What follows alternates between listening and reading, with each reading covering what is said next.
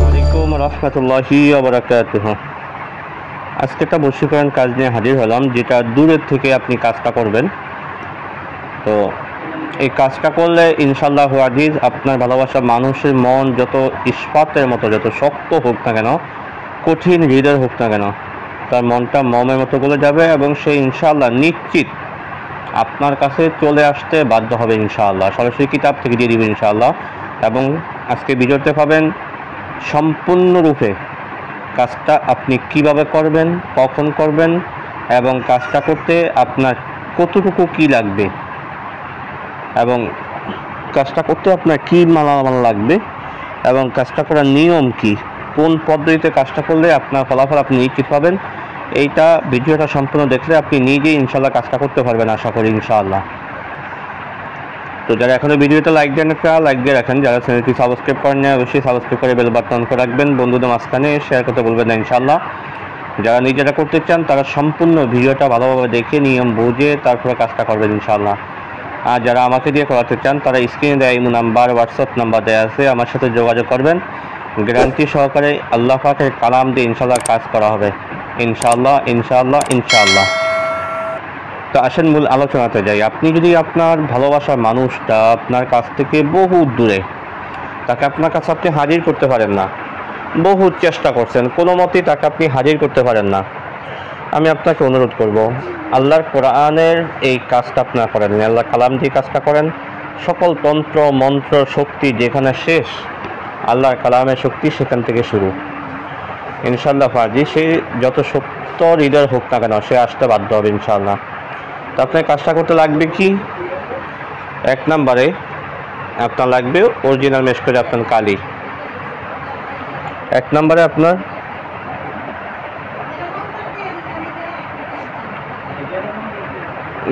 মেশকাত আপনার কালি লাগবে।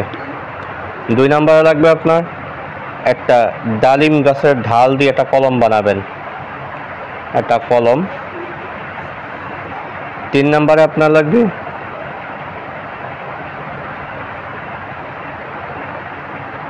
সাদা কাগজ।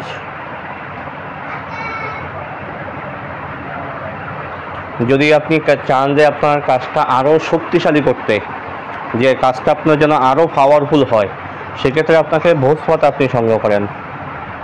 একটা জিনিস মনে রাখবেন, যত খরচ করবেন, যত মালামাল খরচ করবেন, তত কাজ শক্তিশালী হবে। কথা আছে না, যত গুড় তত মিষ্টি। তো আপনি সাদা কাগজও নিতে পারেন অথবা ভোজপাতও আপনি নিতে পারেন। সাদা কাগজ নিলে খরচটা একটু কম, ভোজপাতা নিলে খরচটা একটু বেশি যাবে। আপনার এতটুকু জিনিস আপনি সংগ্রহ করেন, করার পরে আমি স্ক্রিনে একটা ছোট্ট নকশা দিয়ে দিব, ছোট একদম। আপনি শুক্রবার দিন ঈশ্বরের নামাজের পরে ফাঁকসাফরত অবস্থায় ক্যাবলা থেকে ফিরে সর্বপ্রথম আপনি আল্লাহর রসুলের প্রতি 101 বার দুরূদ শরীফ পাঠ করেন। দুরূদ ইব্রাহিম পড়তে পারলে আপনার জন্য সবচেয়ে বড় উত্তম হবে।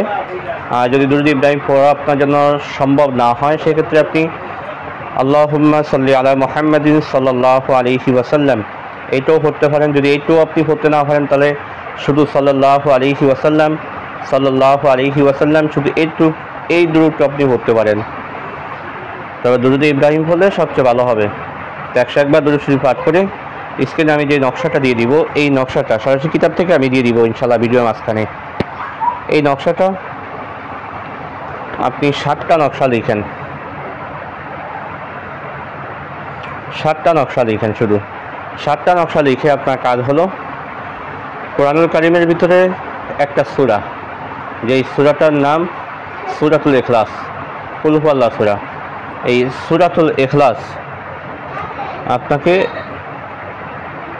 7 দিন ধরে আপনি 1001 বার পাঠ করবেন।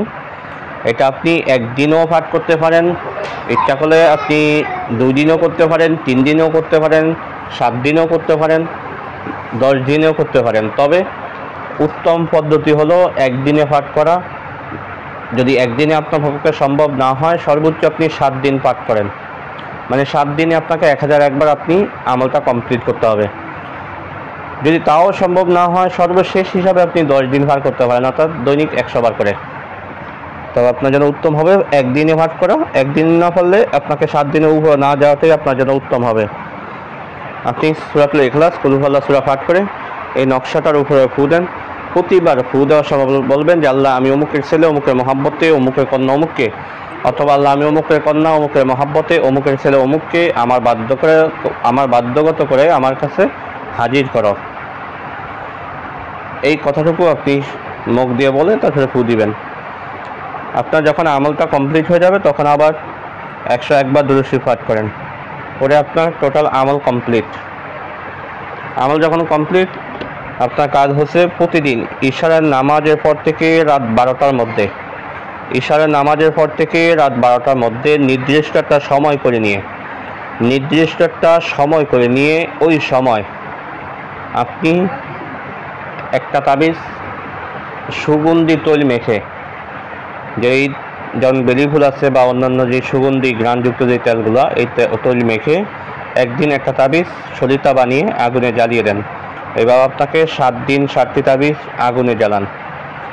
ইনশাআল্লাহ আজিজ এই 7 দিনের মধ্যে সে যত দূরে থাকুক, যেভাবে থাকুক, যত কঠিন হৃদয় হোক না কেন, সে আপনার কাছে পাগলের মতন ছুটে আসতে বাধ্য হবে ইনশাআল্লাহ।